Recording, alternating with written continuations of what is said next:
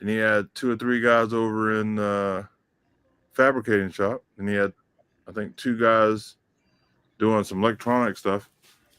He has a really nice setup. Yep.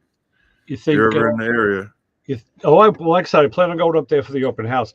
You think the guys like Gil as a boss? You think he's a good boss, or like or yeah, yeah, that's you good. can see that they have a relationship because my wife brought this up. She goes, he introduced us to every employee, Okay. so He's that kind of stuff stands out. That he has a relationship with these guys. They're not just guys in there working. and he's not hiding anything because Hmm. let's face it, you can always have an employee who's like the upstart or like yeah we don't want him talking to the customers. It's like Yeah, just let him work and be quiet. So he may not get the big the big intro, but that's good. That's again very I got yeah, that vibe off of Gil. Yeah. yeah. Nice guy. His wife met his wife. Nice lady, or Lisa. Is it Lisa? Yeah, Lisa. Yeah. Um, yeah, nice place. Beautiful buildings. Yeah. And what town is he in? He said last week again too. He said what town he was in, but now I don't He remember. is in Florida, New Oh, he's York. in Florida. Okay, got it. Hmm.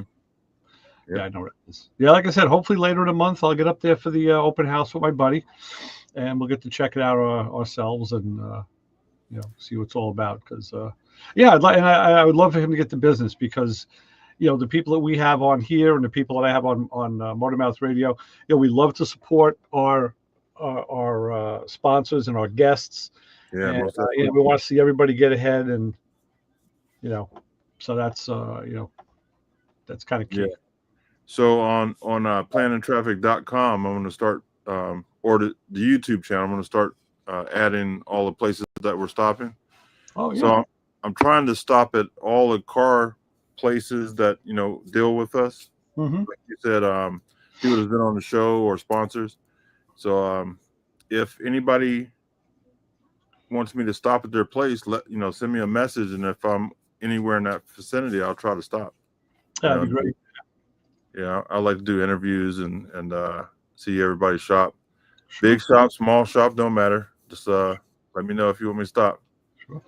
So the big question is, and since you're not complaining about it, I guess it's a good thing. How is the bus running? Running great. Nice. Um, knock on wood. Wait a minute. Yeah. Yeah, she's running, man. I'm Nice. really, really, really happy with it. I tell you, Good. I put those bigger injectors in, and I can Uh-huh. tell the difference. Okay. Yeah, to run up a hill now for sure. How much bigger did you go? I had two 15s in, and I went to 300. Okay. Now, So here's something that a lot of people don't understand. You could actually go to a bigger injector or a different carburetor that has keyword different carburetor that has a maybe larger CFM than you had, and you could get better mileage and performance yeah, because the engine now uses the fuel more efficiently. It's metered better. So I'd be curious to see if you do get a little better fuel economy. yeah. When I get back home, I'm going to do the math, but I'm thinking I'm probably getting 9 or 10 miles a gallon now instead of Uh-huh. 8, and I can feel that it's not struggling at all. It's just running. You know what I Well, mean? that's the thing. That you kind of hit it on the head. When the motor has to struggle and work hard, you get that heavy duty cycle, and it's like trying to climb steps holding 150 pounds Yeah, as opposed to going up with nothing. And that's why racers always made their cars lighter, increased the horsepower but reduced the weight because the power to weight ratio made it faster. But you could use it the other way too. You could have a moderately powered vehicle that's and reduce the weight and get better performance, meaning better drivability, better tire life, better mileage. There's many ways of shaving that that tiki tree. So right. yeah, I'd be curious to see if you do better. I think you will. I do. I think you will. Yeah, I'm thinking so. So I'll just put a QR code up here. Wait, where's my hand? I Up see here. that. No, raise your right hand. Is it other hand? Your other right. Well, now bring it in frame. Nope. Go over to the other. I'm looking. Yeah, Bring it right by your head. 'Cause it's right. Yeah, there you go. That's it. You're right. Now you're on it. You're on it. Yeah, You I'm got looking at this on this side. No, yeah, you got it. That's right for me. All Okay. right, so the QR code, if you guys want to go to our store to help support our channel, we have hats and cups and all that good stuff, t-shirts. So yeah, if you guys want to help us out, please check it out. Nice. I'll leave it up for a minute. So yeah, it's running pretty good. You know, I got a list of things I want to do when I get back home before we head west. But small stuff, you know, just little things. Yeah. Yeah. Yeah, there's always something. I mean, it's Yeah. you know, Yep, I when you're living in it. I don't think the vehicle exists that doesn't need some kind of tweaking, you know. Yeah. And you're on a relatively new build too, so you know you're still working through bugs. I mean, now you just worked through a big one, Yeah. so you know, hopefully everything ahead is going to be a small bug. What's nice is not that I had to spend all this money and go through the problem, but I'm more familiar with it because I put my hands on a lot of stuff. So Right. you know what I mean? Right. I'm back into knowing what I'm looking at.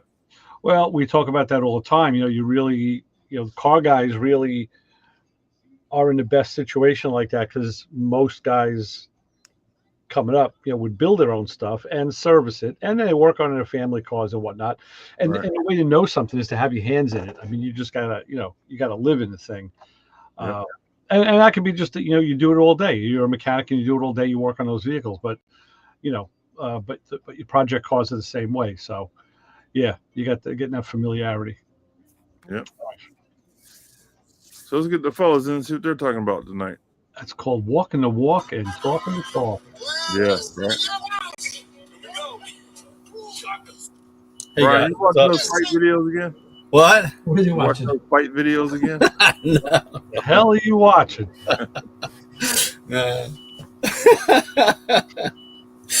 Nothing but trouble. What's going on, guys? Brian. Another day in the big city. Well, I'm in the No little shit. city, but It's absolutely insane. yeah. Yep. What's up, Keith? Jim? Not much. I'm trying to sell my dad's old van, and it's burning oil. There's some smoke oil. I don't know. And so I started looking into it. I don't know if it's still leaking or if it leaked in the past. But There's sawdust in it. Yeah. yeah. I think it was leaking a long time, and then the catalytic converter sits right underneath the engine, and I think the catalytic converter is like totally caked on with oil, and it looks like oil got like inside the crimp joints. Yeah. Because I had the bright idea to get a torch. Oh. I'm like, I'll burn the oil. It's a catalytic converter, right? It gets hot. I can put a torch on it. So I'm burning it, and then right over where the crimp seals are, the whatever it is, like flames are shooting out. I'm like, oh, there must be a lot of oil there. Yeah.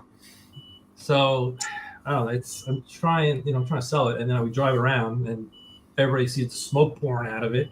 Like, oh, I don't want to buy it. It's leaking oil like all over the place. But I've not seen like a huge leak, so I don't know if my dad fixed it and just was driving and letting the oil burn off. What kind of van is it?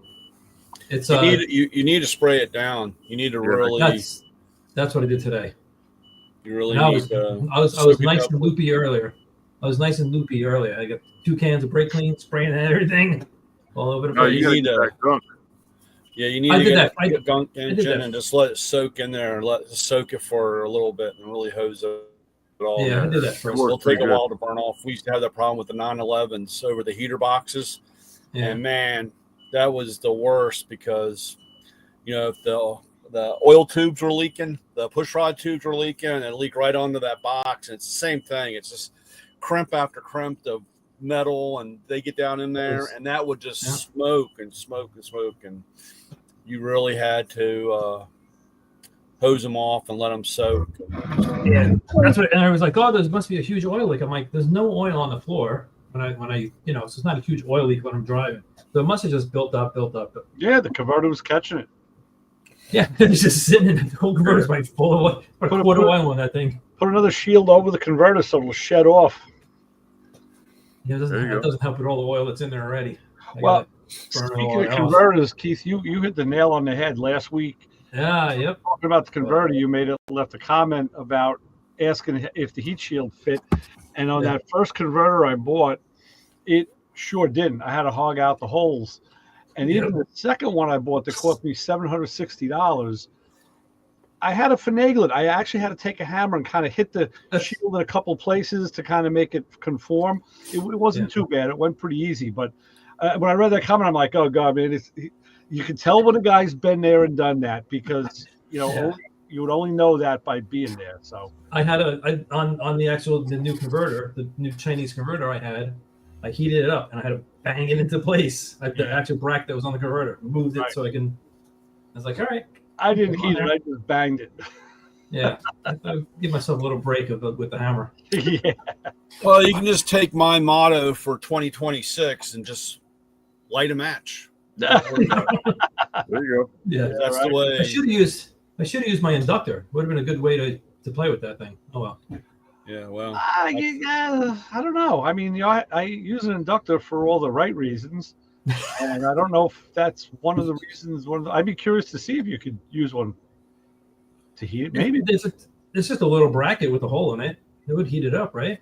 As long as you had a tube that you fit around it, you got to go around. I mean, the inductor has to go around. Mine actually there were 4 stanchions on the converter, and the shield just fit over those 4 stanchions, and they were just 4 access holes, and it was an E10 screw, which I guess is like it was an E10 head, so I guess that's like I'm learning more metric now. I think it's probably about a 7 millimeter.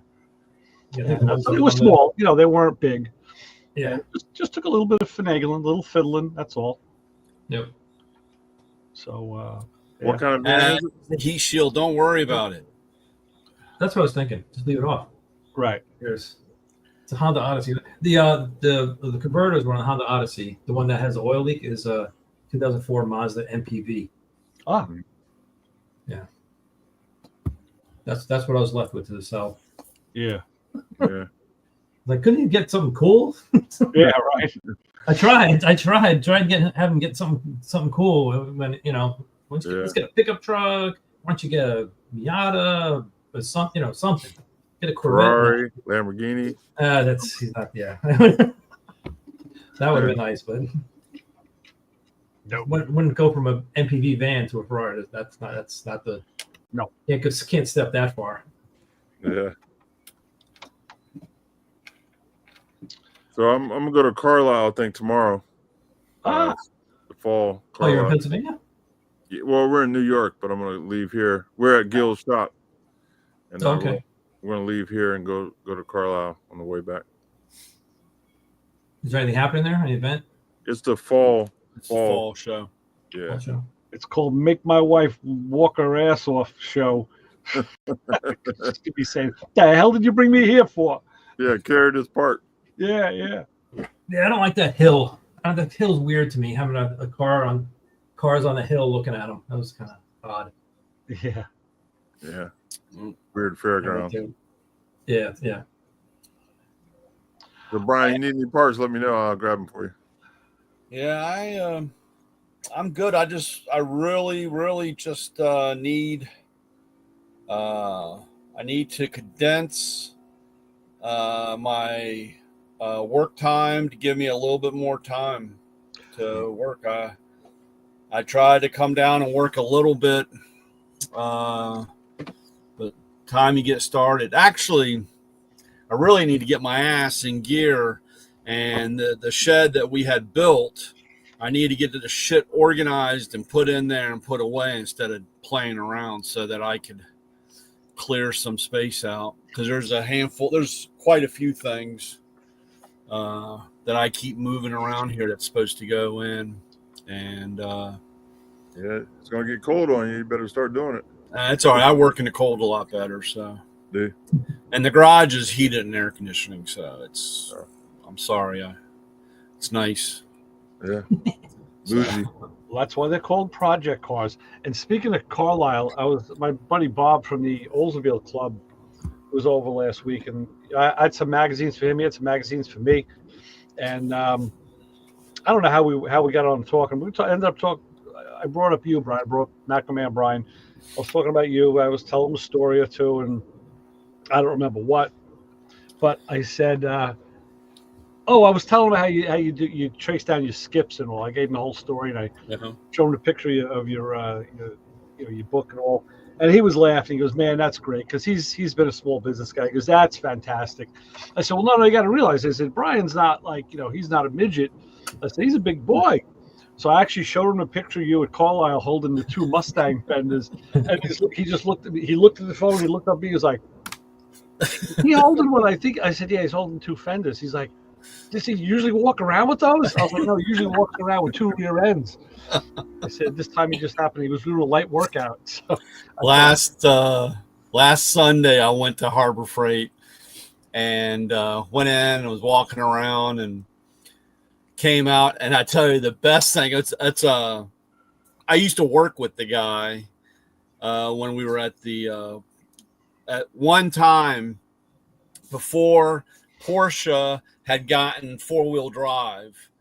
The Subarus and the Porsche were in the same building for repairs. The shop was half Subaru and half the Porsche's guys.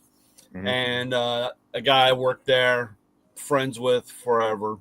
And then, of course, when we got a 4-wheel drive or all-wheel drive car, we could no longer have the Subarus anywhere near us because they don't want the customers to see the Subarus. Oh, yeah. It's like, look, dude, the guy's buying, at that time, a $65,000 car. He's not buying, a $10,000 Subaru. You know what I'm saying? Right. But we had to separate, and they had their own building. We had our own building. Well, long story short, the Dolly had gone off, got his own shop. Actually, he's the guy that is the first guy that pulled out the gas tanks and put an EV station. He's got the EV station. Oh, yeah. Right. So, but it was kind of funny. I'm in Harbor Freight walking around and just doing my thing, and I turn the corner, and there's Dolly pulling stuff off the rack, and he looks over and goes, "Oh, hey, Brian," and he's like hiding the stuff. Yeah, like you don't know where he is or what he's doing. And I was like, "What are you doing?" He's like, "Oh, well, I got, and I'm like, "It's all right, It's dude." That's hilarious. But it was so funny. He's like, because he's got a I don't know what year 2002 BMW. I think it's a 70, I think.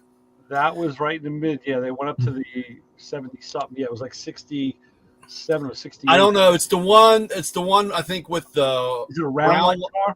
What? Round lights in the rear? Yeah, it's the harder one. There's round and square, I think. Yeah, right? The round light is the earlier one. Yeah. Yeah. So he's got one that he has a guy restoring or welding in some panels. Oh yeah, at his house, and but it was just funny. He had asked me a couple weeks ago. He's like, "Who's doing the welding on your Mustang?" And I said, "I am." And he looked like, "You could do that too?" And I'm like, "Yeah, it's real simple. Why don't you buy a welder and I'll come over and show you how to do it?" But he had a guy come over to his house and was doing it, but he goes, "Well, I'm just picking up a few things for stuff." I was like, "Hey, man, it's okay. It's relaxed." Should have put your hand on his shoulder and says, "Listen, dude, it's a free country. You can do whatever you want. You don't owe me any money." And he's a little guy, so he's like, yeah. So. Well, he didn't think, why were you in there? Yeah, I know. He never. That's the more interesting question. He should have put the script. Say, "Wait a minute, what the hell are you doing?" Yeah, he was. But it was funny though. You're doing your own rebranding. I guess it was the last person he thought walking into Harbor Freight. You mean Mako has the dealers do the rebranding now? That's weird. That's right. Well, we got to be like Snap-on. I mean, I didn't say that out loud. So, yeah, we changed the handles on the screwdrivers, everything. Yeah. Yeah. The ratchets already look like ours, so we just. Might as well. Yeah, so that was kind of funny. That was the highlight because it was actually kind of quiet in there. That is funny. So, I wanted to go back later in the afternoon, you got those guys that try to get there before work, and then when they get off work. So Yeah. That makes sense. So I don't know. But other than, unfortunately, we had to put one of my pups down, Oh, and that was he was that was our golden Riley. So it's been kind of a weird week. I can definitely sympathize because I thought that's what I was doing yesterday and again today with our cat. Yeah. All of a sudden, the cat's back legs just go out on her. She can't walk. Oh boy. So we go in, and then I mean, listen, we've already spent $5,000 this week. It was like to the one vet, and they did, he did some tests. That was only $283. That was cheap. He sends us over to a surgical hospital where he did a CAT scan. What else would they do on a cat, right? That was $2,800. Then yesterday we went to the other vet that we used, who's only catnip and carrots. She only does cats and rabbits. Uh-huh. She did an X-ray and they found a mass. So they gave us some steroids. We picked her up today. They told us that, we were waiting to hear today. The radiologist was going to confer with her. And, we were just waiting. We figured this is going to be it. This is going to be, this is it. And it's funny. I was telling my daughter, because this was really kind of her cat. This is the first animal we had when she was old enough, even though she was in like middle school, to see it right through to the whole life. Yeah. And I told her, I said, Jen, I said, it's kind of weird. I do crossword puzzles every day. And I said, I was doing a puzzle this morning, and one of the words across was, a household pet, and the answer was cat. I said, and just a couple blocks away, there was another clue that was, it was like, I forget how the clue read. It was like, the final thing, and it was like end of line. And I'm like, oh shit, I got end of line and cat. And today I'm waiting to get this phone call. Figured this is gonna. It's like, what is this? The puzzles? Because I've had shit happen in crossword puzzles that happened to me that directly pertain to my life that day. So I'm just saying. So I read that and said, yeah, today's the day. And now, what do you know? They call us because come take the cat home. Like what? Like we had a couple days. I don't know, maybe a week ago. It'd be for a golden not to eat is like something's wrong, and he got real finicky with his food, and he'd eat a little bit, not eat. He'd go a day without eating, and I wasn't really too concerned because he was drinking water still. He would still drink water and go out and do his normal stuff, and then he'd eat a couple days, and then it was off. He would either have breakfast or not and have dinner. He was just kind of funny with his eating. And so I don't know. I guess it was like Thursday and Friday. He didn't eat at all. He didn't eat, and he was in his routine. But like I said, he didn't even walk right. He was like one click off, walking. And I was like, man, this isn't going to be good. Yeah. Saturday, I guess it was Saturday. Man, he got up. He acted like he was 4 years old again. I mean, and I was like, well, maybe, I don't know. Yeah. And then Sunday came along and he didn't eat. And then Monday we took him in, and one of the only things that was very hard to not hard, but one of his biggest problem was he was just breathing super, super hard. It was like he was just got done running and coming in, but he'd get up, walk into the kitchen, and he would just be panting and breathing super hard. And so basically he had water around his heart. Oh, yeah. And the pressure from all that. And they really just said it could just be any minute. He could get up and die. It was just the way it was. And right. I knew, not eating. Yeah. It was amazing how much weight he lost. Yeah. Really fast for not eating. How old was he? 12, I think. Yeah, our cat's 12 too. It's the same age. I think it's 12. Let's see. I'm Yeah. trying to think. I was explaining to Jenny. I said, this is the thing. We as caregivers, we have that supreme ability. And I said, don't take this wrong. I don't want to mean it the wrong way, but like we get to play God. We can decide when they live or when they pass. I said, but in a humane way. I said, people don't have that ability. Well, in some states they do. They actually do have a right to die law now. I said, but at least, but we have to be that arbiter. And the animals, like a kid, they can't talk to you. They can't tell you what they feel. You have to go by those cues. And it's never easy. I don't care. So People say it is, but you're lying if you. Yeah, it's crazy. And so Lucy, that's our black lab. That's the whole other side, yeah. And the black lab pit mix, great dog. Like I said, it's a little funny because now when Riley, that was a golden, when he was a pup, and when we had him, we had Max with us, and Max was a Westie Terrier, and those two were Mutt and Jeff, man. Like I said, this little white dog and the big dog, and they were buddies. And when Max passed, Riley just went into depression. I mean, he was like, it was insane. To see that, you knew. Yeah. So that's why we got Lucy. Right.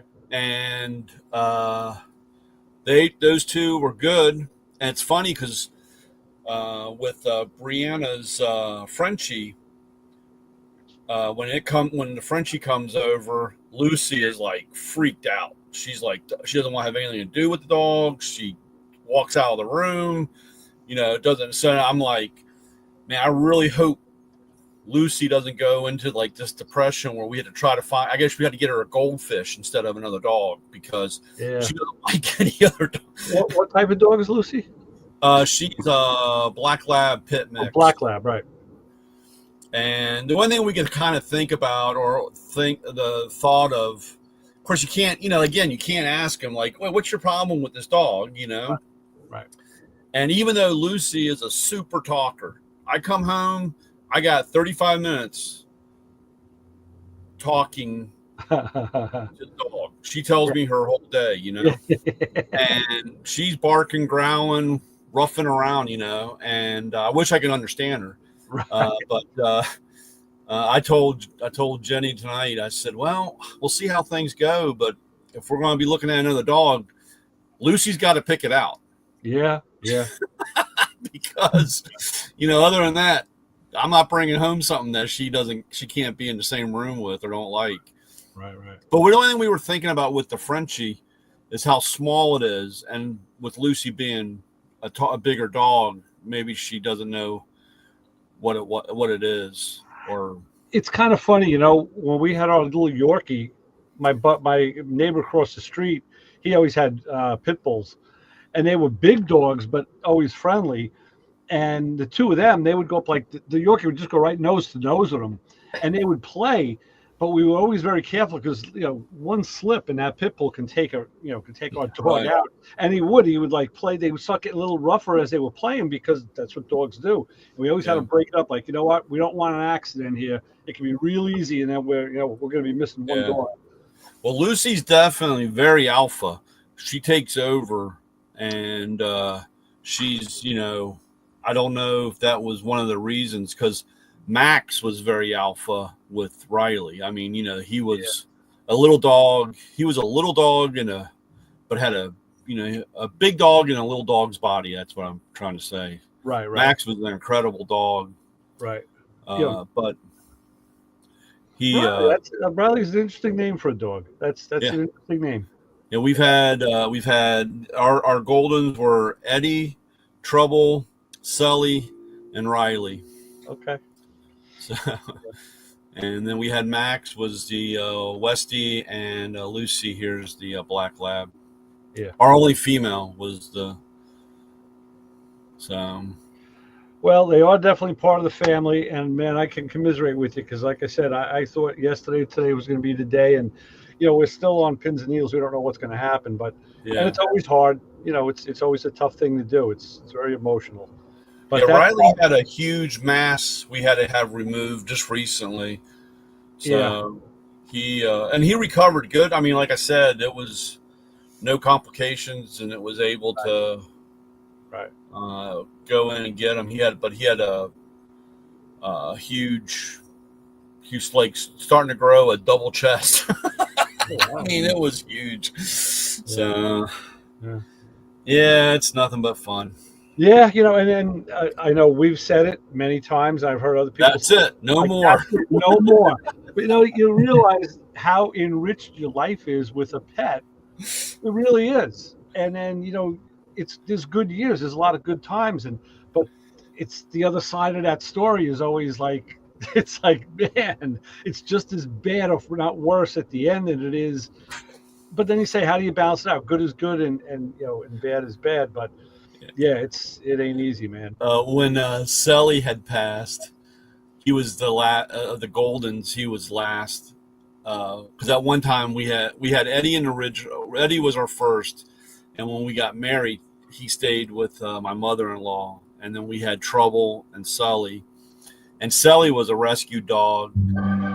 We had to remove his ears because they were so infected and so bad. Oh yeah.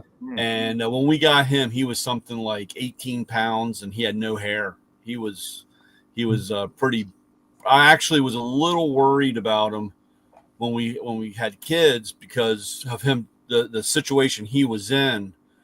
I didn't really if he would be good with kids, because he was slightly abused, right? And so, but he was great with the kids, and he was kept in a cage, a very small cage. So he grew to the size of the cage. Yeah. So when we got him, he looked like a miniature golden, Yeah. He went. So, but when he passed, I'll never forget. The wife said, "No more. We can't go through this. No more dogs." And I was like, "Okay." Everybody says. And that lasted like 6 months. Yeah. Well, it was funny because I didn't want to say anything because then, I had an office. This wasn't in the garage. It was in the house. And I'd go down. When everybody go to bed, the dogs would come down in the office, and I'd close out and talk and play around with the dogs. And so I found myself when I was closing out doing the paperwork, I'm talking to nobody because they're not there anymore. Mm-hmm. And I was like, God, this. And of course, I came home, and Jenny says, I think we're going to get a smaller dog instead of the big one. That's when we got Max. And there was no argument with that because, like I said, I if anybody was watching, they probably thought I'd freaked. It was out in left field because I'm sitting there talking to all the dogs. So I know. But it's crazy. Yeah. So between that and, like I said, so who did car work? Anybody do any car work? Just working on that Mazda. I'll tell you something. I'm in the middle of rebuilding a buddy's carburetor for his Corvette. That's the one I featured on a post a couple months earlier last month. It's a 72 big block C3 convertible, nice car. And he was having runnability issues. It's a Quadrajet, stock intake, everything is stock on the car. And it was running a little rich, and then it was running funny, and it was just doing some crazy stuff. And I kind of did what I could and said, you know what, next step will be, let's give it a rebuild. It looks like it hasn't been apart in a while. And we finally decided, let's do the rebuild. So I took it apart yesterday, and I was explaining to him how, he showed me this kit that he got. And in it was one of those foam blocks that you put under the primary jet wells. And I explained to him how when they made the carburetors, they would come through with it's just like the drills I got from you, Brian, from Atco. It's like a drill on the end and then a tap. So they would drill through the hole, clear through the the main body, and then the tap would run through the tap for the jets. They'd pull it out, they'd screw the jets in, and on the bottom they would press in 2 lead plugs. And then I said to him, you remember back like in the 70s, it was caddies that did it first. You'd park the car, and then overnight you try to start it, especially if it was cold. You set the choke, and it would crank and crank and crank. It wouldn't start. You'd be pumping the gas. Finally, it would light off if you were lucky. Sometimes you had to take the air cleaner off and open the choke, and then it would be belching black smoke. So what happened was those lead plugs, over time, they would leak. I guess they loosened, and all the fuel that now is in the fuel bowl would drain down into the intake manifold and soak the plugs. And now you pump the crap out of it on top of it, so black smoke all over the place, and you think it's a car. It is a carburetor problem, but usually people are blaming the choke. No, it was the jet. So the kits included this little foam block that went into the well to kind of stop that. I thought by now, they would stop giving you that because it's so obsolete. And he got one. I said, well, this is one of the parts I'll be throwing out because we don't use this.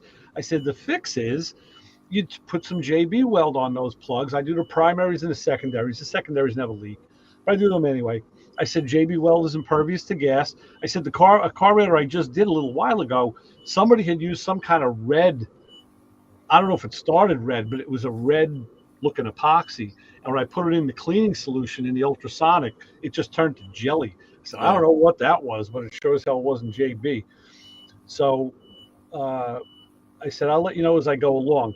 So as I'm taking the carburetor apart yesterday, the Q-Jet has a power piston with 2 primary metering rods that go down into those jets, and vacuum raises it up and down, raises the rods in and out of the jets, kind of like the way an Edelbrock works, same thing. And it's always tricky putting them together because you got to put the float in with the needle seat, then you got to put the top gasket on the top of the body.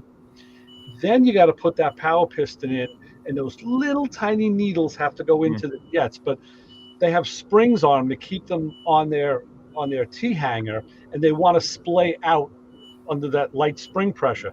So you have to squeeze them together and drop it through, and once the gasket's in place, you're kind of going blind. You can't see the jets. So by squeezing them and pushing the piston, you can usually, you'll push, and it'll just drop in.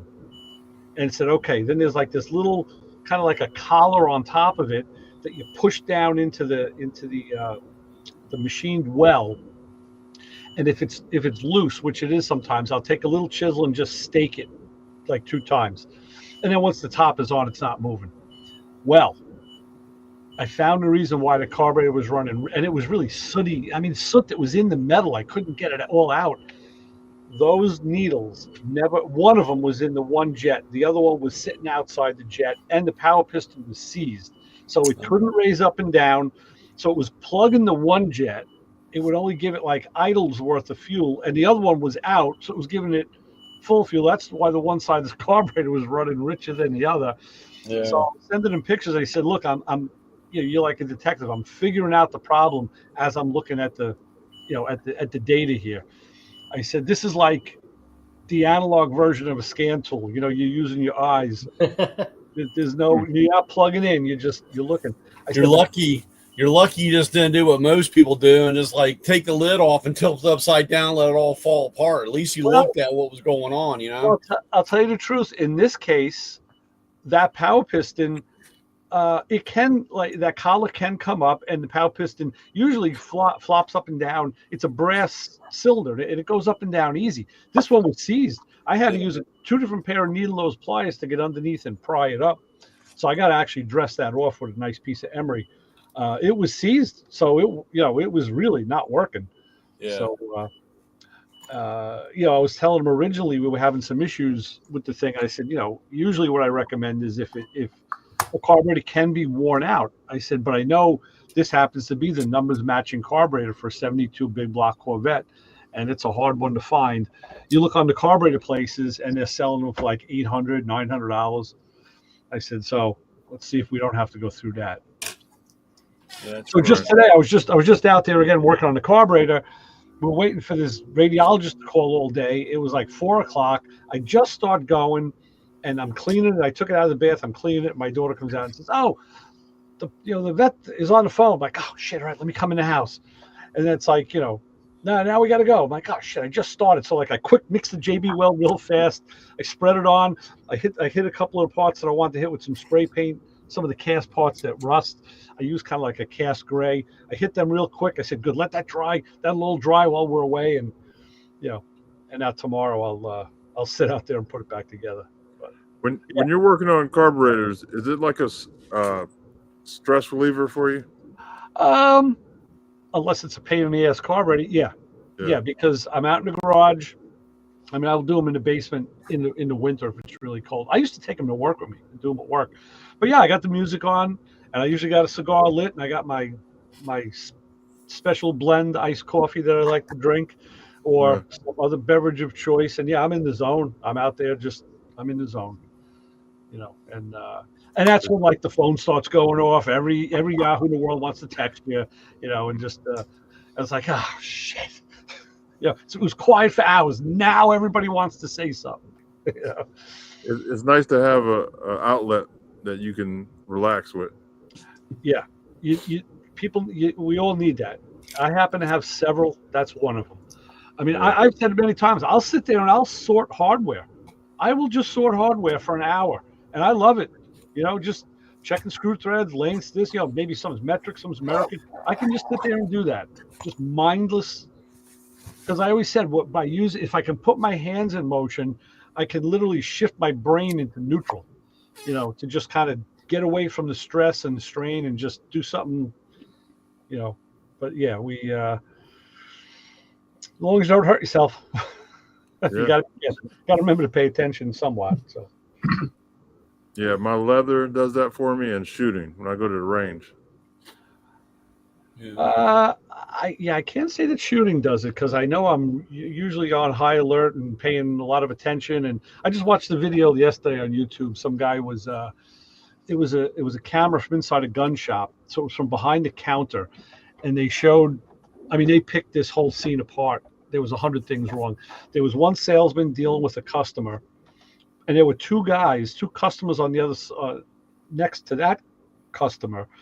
And they had apparently given this guy a new semi-automatic handgun in a case because the case was open, and he was showing his friend the ins and outs of this gun. But the guy, and he was a big guy too, he was trying to open the slide, and he was doing it backwards.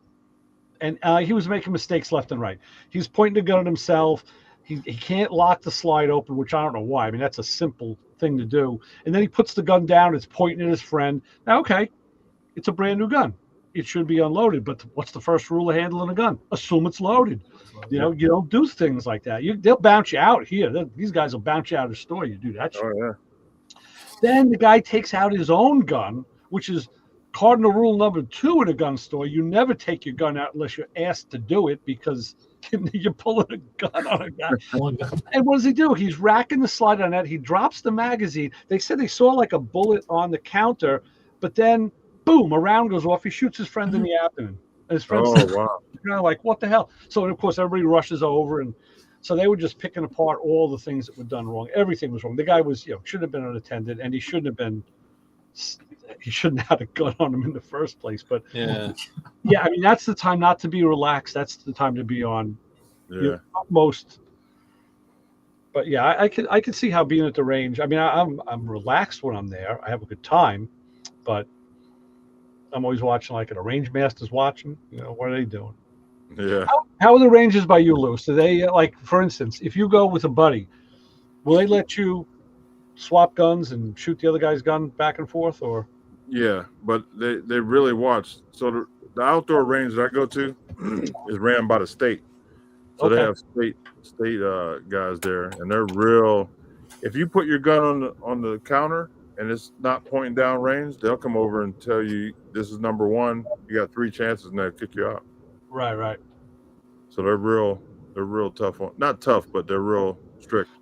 We had an outdoor range here in Farmingdale, and we used to the range, the indoor range that is run by the county. They used to de-lead the sand every year.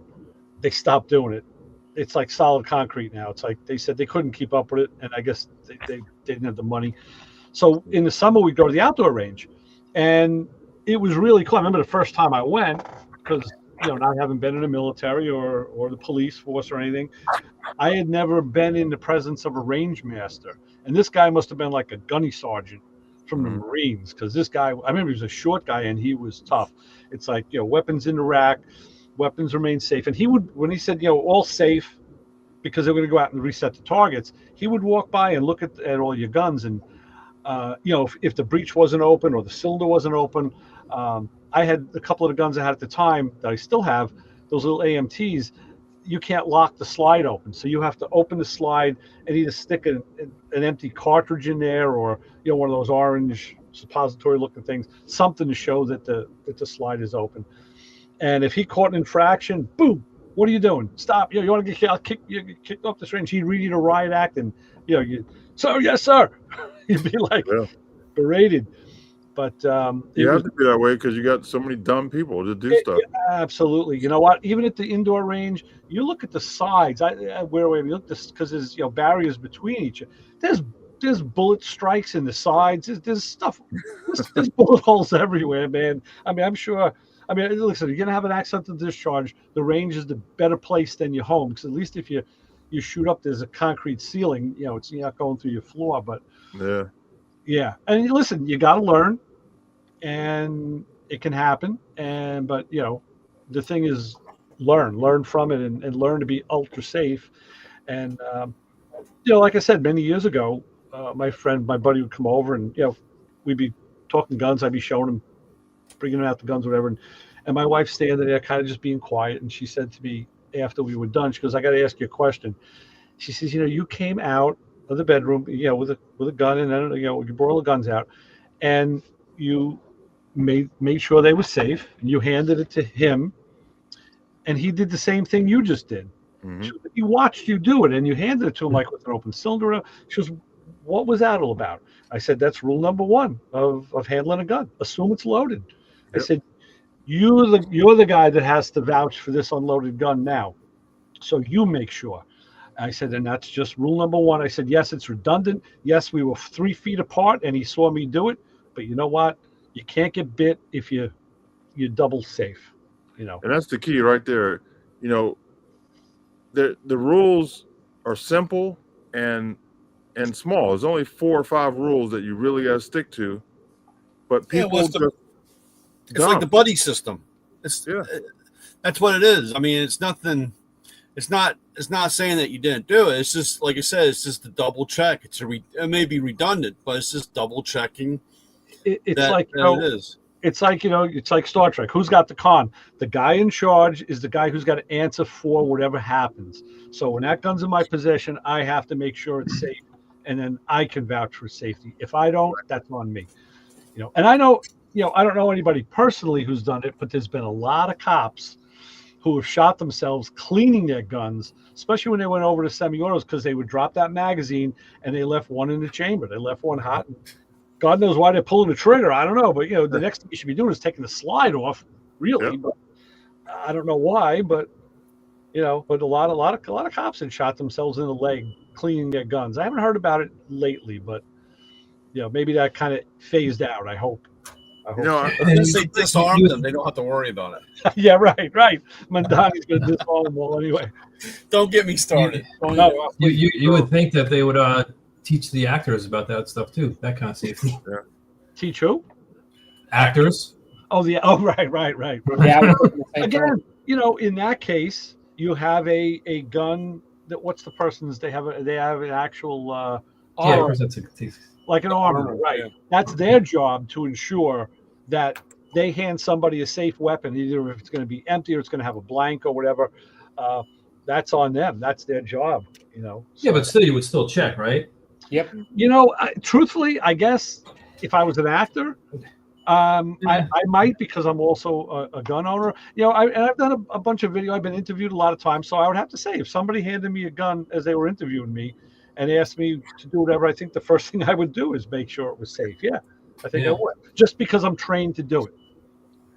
And here's something I really don't understand. there's so many accidents, and people still don't get it. That, you know what I mean? It's like, how many more accidents do we have to have before you start to realize that a gun is not a toy? You know, Lewis, people. Because it didn't happen to you. Well, yeah, people still do stupid shit and crash their cars, you know, and they should know Yeah. better too. But you know, the funny thing I find, the funniest, Brian, you'll get a kick out of this, and I've had other people say this to me too. You know, whenever I pick up a battery, you know, a drill or screw gun, I always have my finger outside that. Oh, I don't put it on the trigger because it's like, you know, it's a gun shape, so you put your finger outside until you're ready to use it. Good you habit. don't test it out all the time. That's the first thing I do. Pull the trigger, make sure it works. I find that to be hilarious. I laugh at myself when I do that. I'm like, all right, you don't have to do that now. It's a good habit. When I walk around in the shops, when I'm like returning, you know, like if I have their air, Yeah. see, Just like that. Just like it's that. not on the trigger. I walk in, and they're, you know, like I said, it's just a habit. That's right. Yeah. And that's even more dangerous. It doesn't have a trigger guard. Yeah, well, Yeah. you know, when you have a 1970 or 60 CP pneumatic, you know, that's Yeah. old. Yeah. That's in the parts bin. My old Snap-on is like that. But yeah, like I said, Lewis, it's training, and if you take it seriously, Yeah. you know, knowledge. you'll just do that. You know, it's, you know, yeah. But yeah, a lot of knuckleheads out there, that's for sure. Yeah. You guys buy anything from Mark Williams? Mark Williams drivelines? No. No. All right. What does he specialize in? It's like axles and like hard like conversion parts. Like he would make a output shaft to go from like a 4L80 to whatever transfer case you have and stuff like that. He made all the different things. Anyway, Motion Race You Works. said Mark Williams? Yeah, Mark. Isn't it Mark Williams? Yeah. Because Mark Williams, he used to be a big top loader guy, 4-speed guy. He probably specializes in 53 Buicks. And that's why none of us know him. Mark Williams Enterprises. Anyway, Motion Raceworks just bought him. That's why I was bringing it up. Yeah, I saw that. Saw that someplace. Yeah, Mark Williams is a lot of race car stuff. Yeah. I thought that was Williams. I thought that's the guy that was, because I think way back in the day I had gotten some top loader stuff from him. Brian, I thought of you today. I was watching an episode of the guys from Damascus Motors, whatever the hell name Andy. Yeah. And he had a customer who had a 70-something a Blazer with removable top, nice truck, orange and black, and they'd done a bunch of work, a lot of I think they did paint. They said they had worked on it like the past year, and it was all cosmetically done, and it had a 350 in it, and, you know, 4-wheel drive, yada yada. But now the guy wanted a major power upgrade. He decided he wants another motor. So Andy's talking with his main guy in the yard. He says, "Look, I need something big. I need something powerful for this truck. You know, what do we got?" And the guy says, "Well, we got that secret." And Andy's like, "Oh, no, you don't talk about that." He goes, "You want to go take a look?" Oh, well. So Andy grabs his pickaxe, throws it over his shoulder, and they go out in the yard. And there was this vehicle. He kept saying it was a Suburban, but I'd be damned. This looked like a sedan to me. And it was hit really hard. But he said he got it from a client, and he can't say who they are, but they're very powerful. It had to be a government vehicle because it had this LS in it, an LS6 with a supercharger. And he was making note of how the doors had to weigh like 600 pounds apiece. He was using the pickaxe on the glass, and he couldn't get through it. So this was like a presidential vehicle. But and knowing where he is and all, I said, okay, that might have been a Secret Service vehicle or whatever. Yeah. So they cherry picked the engine out and he put it in the Bronco, in the Blazer rather. But just kind of interesting that you know, he had something from the government. And I don't know how they. He said they're a client, so he goes, "Yeah, I can't mention their name, or they won't want to do business with me again." So God knows how that went, but Yeah. I don't know. Yeah, well, actually, it's funny because one of the shops I go to, and of course, it's changed hands several times, but the name is the same. Or it's been the same name since day one. It's been around since the mid 60s, early 60s. But it was funny because, you know, when I was talking to my dad, you know, and I said, "Oh, I'm, you know, downtown Silver Spring, and I go to the shop, blah blah blah," and he said, "Really?" He said they used to do our limo work Ah, okay. for the service and truck, and so I said, "Really?" I said, "God," he goes, and he's like, "Is it?" I said, "Man, I don't know how you got the stuff in there because it's in an alley." You know what I'm saying? Sure. You know, and so oddly enough, I was in there one day talking to the guy that owned it, but the original owner was there, and I said, you know, he goes, "Oh, this is someone," and I said, "Yeah." He goes, "Oh, yeah." He goes, "We were not supposed to talk about it, but I used to do all of that, you know, those cars." Right. And it's just funny, you know. Yeah. You would think, or I don't not think, but you know, you think that it would be all hush hush, or they'd have their own. You would think, yeah, because I mean, you know, guys building a vehicle, you know, who's not saying he's putting bugs in there or Yeah. whatever. Yeah. You know, I mean, So you would think you I'm want, sure it's checked out afterwards, but or you know, looked at, but I guess. you Yeah. know. Yeah. But I just thought that was kind of interesting, and I, you know, like I said, I don't doubt, you know, I don't doubt anything, and like I said, I'm really sorry. Well, if it's wrecked, it's wrecked. I Yeah. mean, like I said, I No, this mean, thing is wrecked. you know, I guess they can, you can get. There was a, uh, there was a junkyard up there in Cave Town that I used to go to. And that's in the very in between in the Panhandle on the very top in that small part of Maryland where you know when you took one step over you're in Pennsylvania. I mean in Pennsylvania, or one step you're in West Virginia. You know, it's just right up in that area. Yeah. And you know they had military half tracks up there. That was like crazy. I was like going to that junkyard was crazy, climbing over all that stuff. That's that's when that was our one of our first dates. I go by and pick So romantic. the wife or the girlfriend up, and she comes out all dolled up. I said, "You might want to dress down a little." Trade those heels in for a pair of Timberlands. Take the old top off the Scout, and that's you know that was like I don't know 4 hour trip or whatever. Wow. Drive out in the sunset and go up in a junkyard and play around all day. You know, it's funny you say that because just today, as we're going to this vet, I had to go. I took some back streets, and you know, I knew where I was. I told my wife, I said, "Oh yeah," I said, "Here's where all the the junkyards are. They've been here for years." She goes, "We're not stopping, are we?" I said, "No." I said, "I don't need anything now. Don't worry." I said, "I know where they are. I can come back." Yeah. That's great. Yeah. Yeah. That's Yeah, funny. junkyards are going away. Yeah. They are. They really are. Well, here they started tax. You know, you had to pay taxes on all that stuff.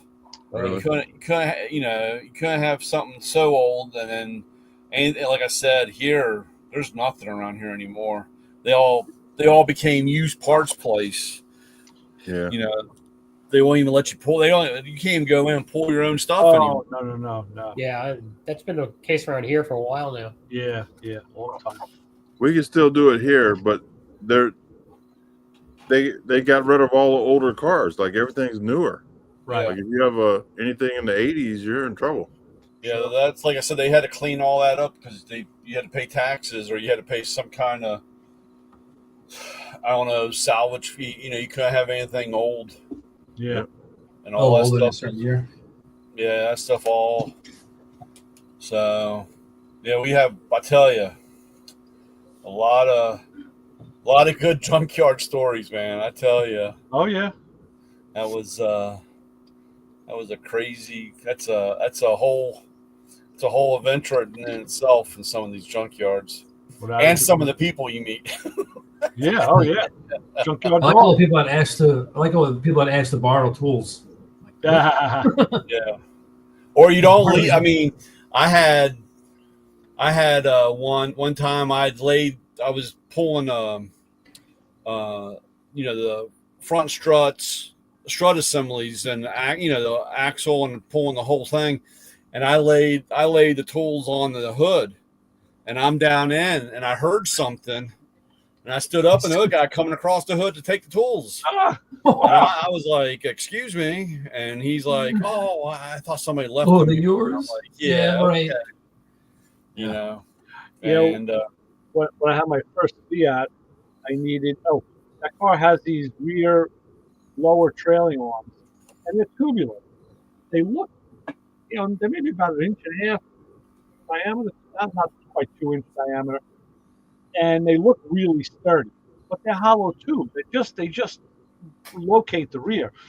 And I don't know why, but every Yahoo in the world decided that was the place to jack up the rear of the car, and they had bent, they'd have bent, and now the rear would jump up, and it would dogleg, it did all sorts of crazy shit.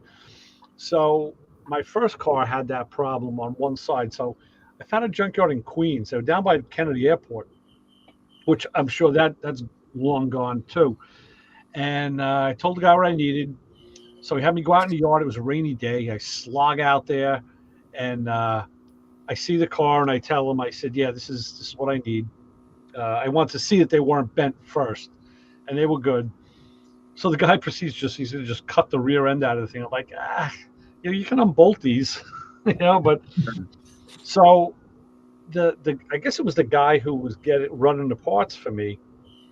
I think when I went out with him and the boss the first time, and the boss told him what to do, and he says, "All right, tell him whatever else you need, and then meet me back in the office." So when the boss walks away, the guy says to me, "Yeah, you need anything else for that car?"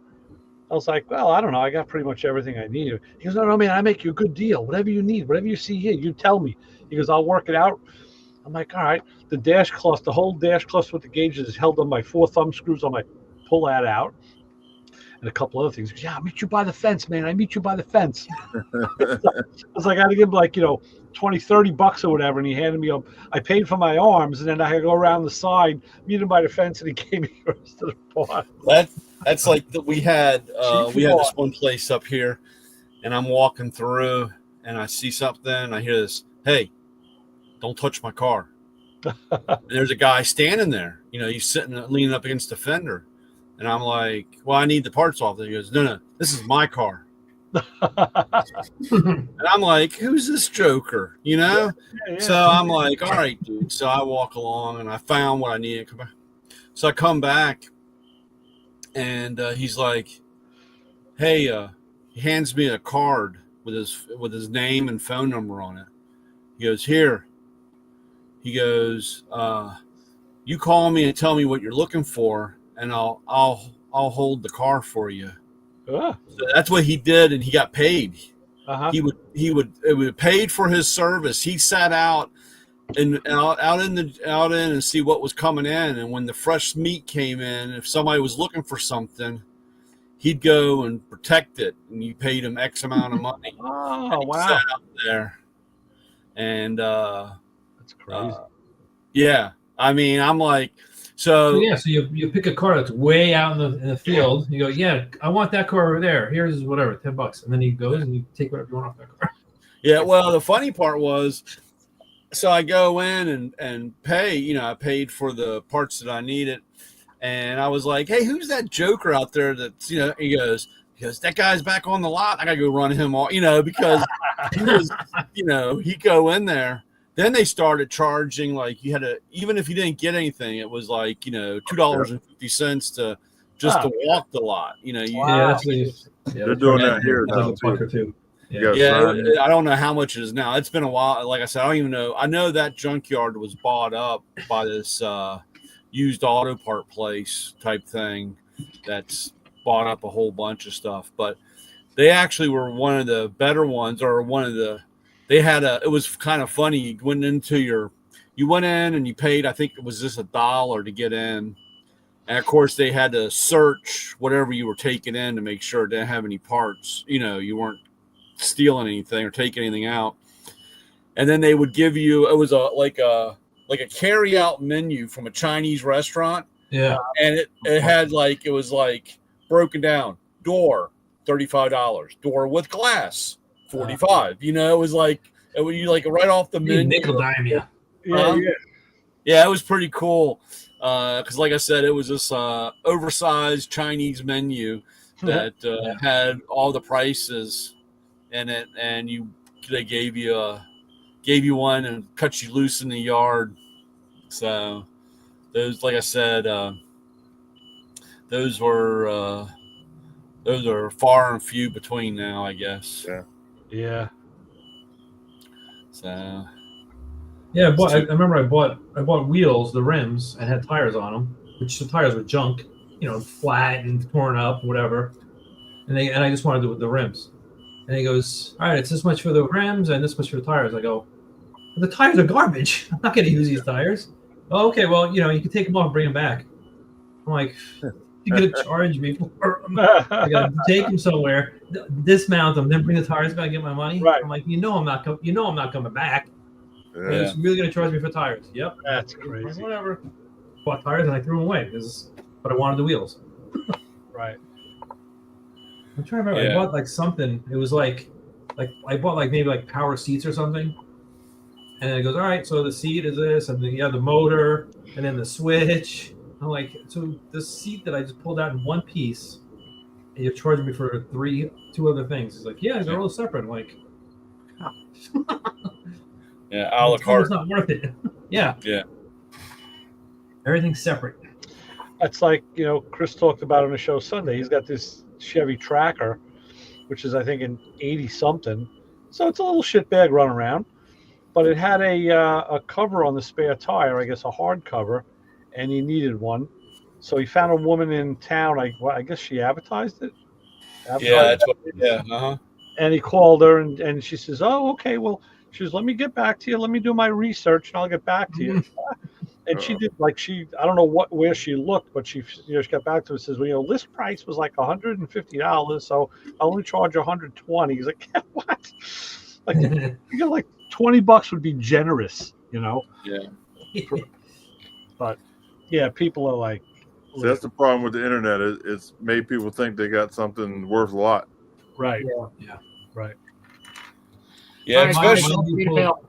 All right, Jim. Take it easy. All right, Jim. Take it easy. Hey, Jim. Have a good week.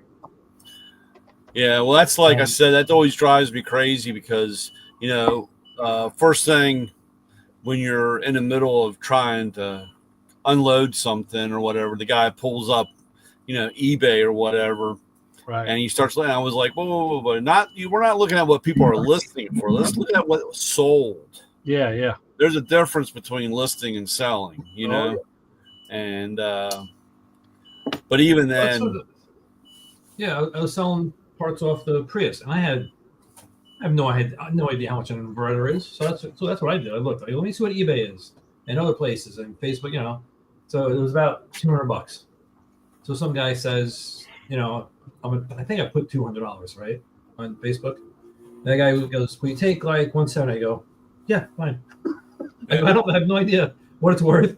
I just put a random price up there somewhere where I'm seeing other prices. I go, "All right, yeah, I want to get rid of it. I don't want to hold on to this thing." That's smart. Yeah, that's the way to do it. Sold it. Yeah, that's the way to do it. Yeah, I got to sell a bunch of stuff. I really Yeah, do. me too. You need to get me was too. it 72 Brian? Riviera? Well, 71 to 73. That's the one I can convert the interior on. You need to get one that has a bench seat and put all the stuff in it and then sell the whole car. Well, like I said, Then you have to have a bench seat. I know what'll happen. I'll move, and in the garage where I moved, there's going to be a Riviera, or a guy next door is going to have one, and I'm like, Yeah. No, that's what I'm saying. Go buy a Riviera. Go find one. Yeah, Go find one with a bench because you have the buckets, right? I got What do you the buckets, console, and the column. Yeah. Yeah. So go find one with a bench seat, convert it, throw out the bench stuff, and then sell the car. And go, look, it has bucket seats and console. Crazy. Yeah. Yeah. Good luck. Thrown away. Yeah. 1 year only car. I don't Yeah, know.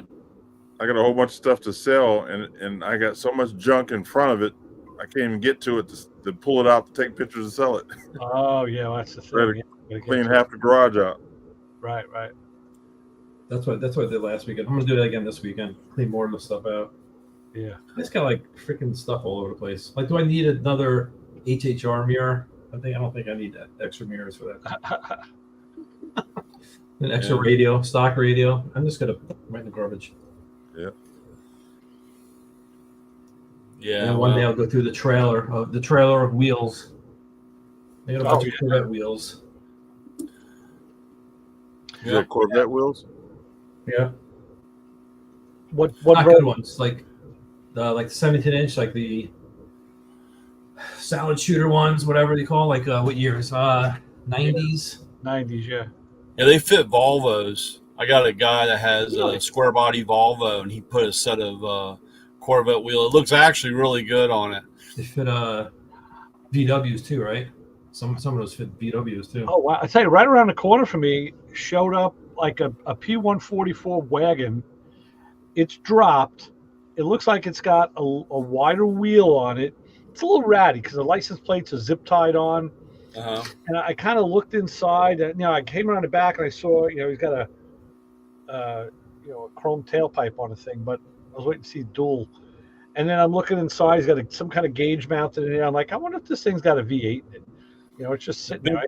On the Volvos, the big thing is I got a couple of guys that have small block Fords in them. Yeah, the 302, sure. Yeah. Tim Allen, right? I think has that. Right. His show, Tim Allen's show started again last night. Shifting Gears. Season 2 started last night. Yeah, that's a good show. I haven't watched that. I haven't watched regular TV in a long. I know it's on regular TV, so I don't watch it. He should put it on YouTube, then I don't watch it. It's on Channel 7 of all things. Yeah. I like how he's bringing in people from his other shows. Oh, everybody's on this one last night. His wife from the last show is on it. Then his wife, Jill Richardson, from the first show, from Home Improvement, was on it. Al Karn was on last night as a support guy. And he's in this mausoleum talking to his wife who passed. And he's talking with his wife from the last show, who was a friend. And behind her was the name Jill Richardson on one of the mausoleum. Oh, yeah? Shit. He's doing Easter eggs everywhere. Yeah. Yeah. Oh, it's on Disney Plus. I can watch it on there. All right, that's what I do. Yeah, we just watched it today. Okay. I'm so tempted to watch Fantastic Four, Amazon Prime, but I'm not. I'm gonna resist. Okay. Well, they had what's the other one? Thunderbirds or whatever. Thunder. Was not Thundercats. Whatever it was, and it was on Amazon. I'm like, oh yeah, and so I watched it, and then like maybe a month later, it was on Disney Plus, and we already have a subscription, so I could have watched it for free if I had patience. Yeah. So I'm trying to. Yeah, there's one of the guys I follow on YouTube, and he keeps saying, you people keep complaining that there's commercials and all. He goes, well, don't be a cheap fuck. He says, subscribe to my Patreon, and you get it. You get it without the commercials. He goes, if there's another way, let me know. So I wrote him a comment and said, yeah, dude. I said I bought Amazon Premium. And I said, I'm spoiled now because no commercials at all. I said, if I had to go back and see commercials, I don't think I'd watch.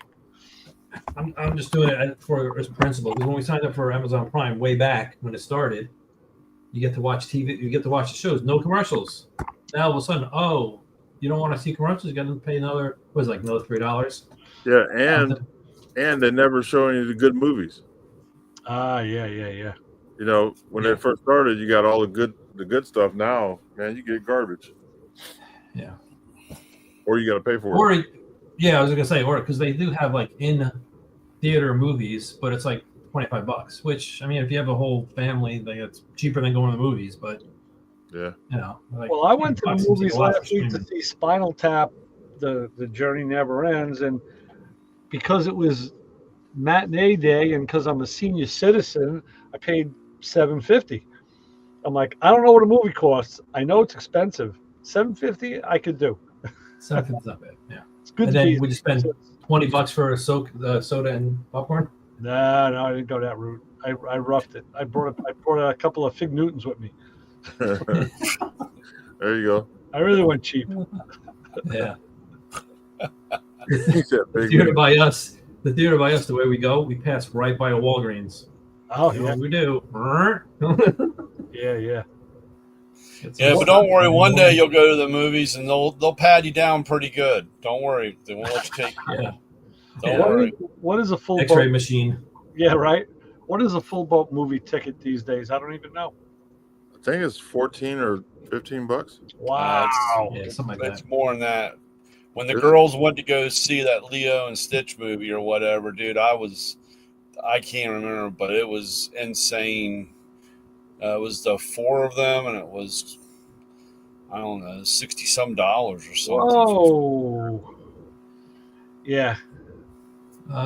Regular price, adult, $14. Nothing Hollywood's doing is that good. $14 for adults. Wow. I'll go on matinee day. Yeah. Senior discount day. Oh, Senior senior discount. discount Monday. What? One more year. One more year and it'll only be $12. $12.68. Come on. What is it? What's the breakout? So regular price is $13.99. Senior 55 and over is $12.68. Okay. It's it's something, but come on. Yeah, Well, well. come with 68. Yeah. You know, I was at Denny's. We were at Denny's. I forget where we were at, Wisconsin or somewhere. And a guy in front of me had pulled out his AARP card, and he got 15% off. And I was like, "Wait a minute, I got one of those." Yeah, man. Yeah. Yeah, my mom did that when we went to Outback. She goes, "Well, we went to Outback, and check comes, and I'm looking at it, and I'm going, and she does the slip under the table, you know. And I thought she's slipping a few bucks, you know, AARP. Now look, man, I'll get all silver script up on you. We'll be talking Medicare silver script cards, man. I'll start showing you the whole bit. So it's just if you have the AARP card, because it's 18 or older. Yeah, 18 or older. Yeah, that's just the eligibility is 18 or older. For AARP? Yeah. Anyone 18 or older can join AARP. Yeah. Oh, I didn't know I that. heard of that. It's supposed to be So just get it and then just I thought it was for older people. the American Association of Retired People, right? retired. Yeah. I keep getting the thing, and the wife goes, "When are you going to order? When are you going to get your car?" I said, "I'm not getting this card." And she goes, "You should. You get a discount." I said, "I don't get it. I'm not getting this card." Brian, you'll ease into it. You'll ease into it, and it'll be okay. It's bad enough when I tell the chick at the Roy Rogers, she goes, "Oh, I didn't forget your senior discount." And I said, "I'm not a senior yet." That's what we went to Culver's and she rang it up and then look on the thing and it's like senior discount. I'm like, what? I'm like, oh, I'm not gonna say anything. Right? Yeah. You definitely Must don't be look because- old enough. Yeah. I go through and I get my a cup wife. of coffee at McDonald's, and they're like, "You want a senior cup?" And I was like, "No." I want the senior double cup. That's Yeah. Yeah. Just embrace it, Brian. Just embrace it. Yeah. No, I'm gonna fight it to the end. Don't worry. Listen, I'm gonna look for everywhere that accepts the AARP. Right, I don't know where to go. Oh, I got friends, guys that are older than me. They're in their 70s, and they're like, "Yeah, man, I love going to Home Depot. I get my veterans discount all the time." It's like, I don't know how much they give them, 10%, or I don't know. Yeah, Like, all right, okay. everything adds up. Yeah, it was 10%, I think. Well, everything has definitely gone up. That's for damn sure. You know, that's for sure. So, yeah, discount that's isn't a funny. bad thing. But of course, I guess when you have this white hair, I guess everybody just assumes that I'm just the old guy. Grandpa, yep. Well, when I was still working, a kid got on the bus and said, "Hey, old school, how you doing today?" Old Like, school. Old school. Hey, Well, that's better than old man. Yeah. I got guys. I'm OG when I walk in. Yeah, OG. I said, "Don't you forget it, because I got a baseball bat with your name on it." right. Right. Yeah, I was telling Bobby too. We were talking about, the troubles because he had an issue with a truck. So I was talking about the troubles you have with your truck, and he goes, "How is he doing business? How is he?" I said, "Well, his mom's minivan, man." I said, "Yeah, you got to do what you got to do." And then he asked me a question. He said, "Well, how do those guys get around the shops? Like if there's a big shop, I was like, oh, I got a picture of that too. So I found a picture of the shopping cart. I said, this is how he does it. He's like, damn, that's fucking ingenious. He goes, this guy shouldn't be a tool guy. He should be inventing shit. Like he thought you were some kind of like rocket science. I'm like, Did you see? I don't know if I probably didn't post it. I'm really bad. no, you I probably don't post most. I That know- was like so I had back when the truck was down and I didn't have the truck. I don't know what I did with it. Oh, here. I had ordered that new work table, yes. and I had 3 or 4 of those tables that came in, and I was like, of course this stuff is all I had a toolbox come, I had the work tables, I had I had all this stuff finally coming in, Right. and I was like, man, I got to get rid of this stuff. So I said, I put one together and I threw it in the back of my mom's the Odyssey, fit in the van, in the Odyssey, and I filled it up with stuff and rolled it into the shops. That's smart. Yeah, that's smart. And I sold all the ones I had, and I did whatever I had. That day Right. I was hustling Milwaukee ratchets and the cups and ratchets. Right. So, but I just threw it on and rolled in, cleared it's funny because cleared the whole shop. Everybody comes over. That was everybody in the shop looking Okay. at the table. And that's what we were talking about. I was explaining to him. I said, that's like proof of concept. I said, but that is, down home grassroots advertising. Put the product in front of people, and when they see it, they can buy it. I said that was just, I said Brian. I said plus he knows his clientele. He knows what guys use. I said so. You kind of pick and choose what you're going to bring into each shop because they're all different. I said, but you just increased your chances of making the sale. I said, now a guy has to come out to the truck, and he was like, "Wow, that's really smart." I was like, well, we had a new guy. He's a millionaire. I wish. Yeah. I had a new guy. We had a new guy, and he goes, "Man, I don't know what to take into the shop. I don't know." I said, "Well," I said, being an old guy, I said, this is what I had to do sometimes. Sometimes I have to go in the shop to take a leak, Right. before, but I go in and I see what the guys are working on. Oh, yeah. Okay. So I see what they're working on. And if I see one that has a broken bolt, or I see one fighting with something, or I see some guy doing, oil change, those I go back and I grab those tools for that particular job at that moment, because they may not have, or it might be an improvement what they have. Sure. And that way you walk in and you kind of like, have that ace in your sleeve, because you're like, oh, you're having problems getting that bolt out? Hey, I got these easy outs, or I got this new non-slip bolt socket. And he's like, I said, but, of course, it does help that I worked on cars. Right. You don't have to be a mechanic. Some of our best guys were never in the mechanical field. Well, no, but if it says bolt extractor kit, he should know that it's going to be used for extracting broken bolts.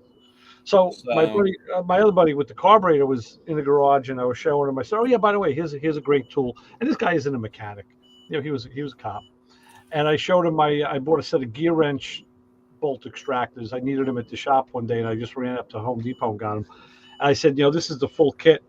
I said, this thing will really save your ass. I used it on the catalytic converter, and then I had my set. I bought a set of Blue Point stud installer and removers. It's the socket-based one that has the inside cam lock. And he's looking at me, he says, wow. He goes, do all mechanics have stuff like this? I said, you could look at everybody's toolbox and see a wide range. Not everybody has. There's always stuff that everybody's going to have, but specialty tools are all, it depends on the jobs you're doing. It depends how you like to do them. I said, so no, not everybody will have it. Sometimes if one guy in the shop has it, they may do like a tool length, something, you borrow that from this guy, he'll borrow something from you, whatever. So it depends on the shop, depends on the people. I said, I'm taking care of myself, so if I need it, I have to have it. So he was just curious about, like, yeah, I don't know, like, I don't even know what kind of tools mechanics need these days. I'm like, well, a lot more than it used to be. That's for damn sure, because there's so much specialty stuff. So Yeah. he was looking at the stud thing, and he said, that's really cool. He says, was this tool always set up like this? So I said, no. I went in my toolbox and I got the old Craftsman 2-piece, that big round jammy with the 1/2-inch drive. I said, this is what I mean, I've had 2 or 3 of these. I said, and I obviously still have one. I said, but if you put a stud in a manifold, it's fine. But if you have to get one in or out where there's other stuff in the way, this thing is just way too big. I said, Yeah. it ain't gonna work. I said, so I pulled it. I said, you have one of these? I took out the vice grips. I said, vice grips are always a good, but you're going to mar up those threads. I said, that's why this style, the socket style, is real nice because they're a tighter fit. So I said, everything has come a long way, and because have gotten tighter and harder to work on too. So, Yeah. Yep. screw us. Yeah, and some of the studs that you think you can remove, you really can't remove anymore. Yeah. Because the way they're put in. Right. And I had one on the tool truck that way.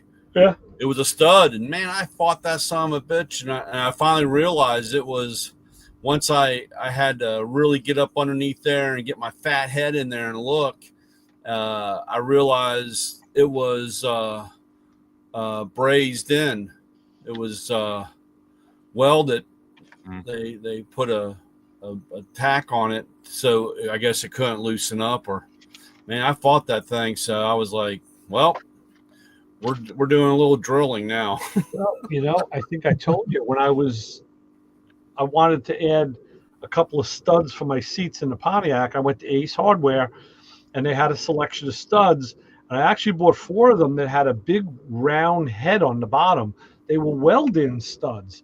So if you put that through a hole on the top, you're just seeing a stud, but it's welded underneath. You wouldn't know until you went underneath. Yeah. And you may not be able to see it depending where it is.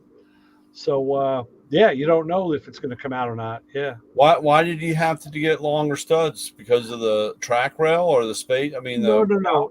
Well, no. What it is on the Pontiacs. I don't know why they do this, but the inside mounts by the tranny tunnel have two studs, front and back, and they're actually short.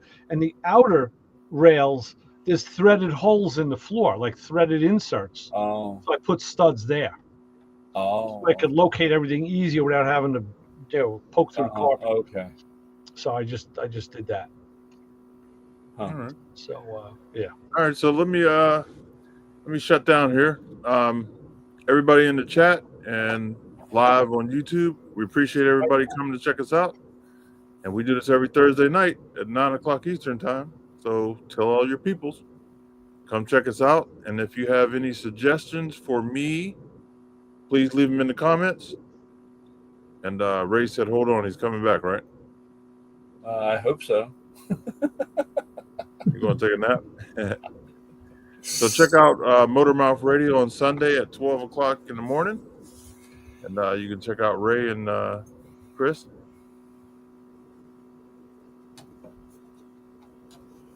Where you at, Ray? All right, everybody. We'll see you later. All right.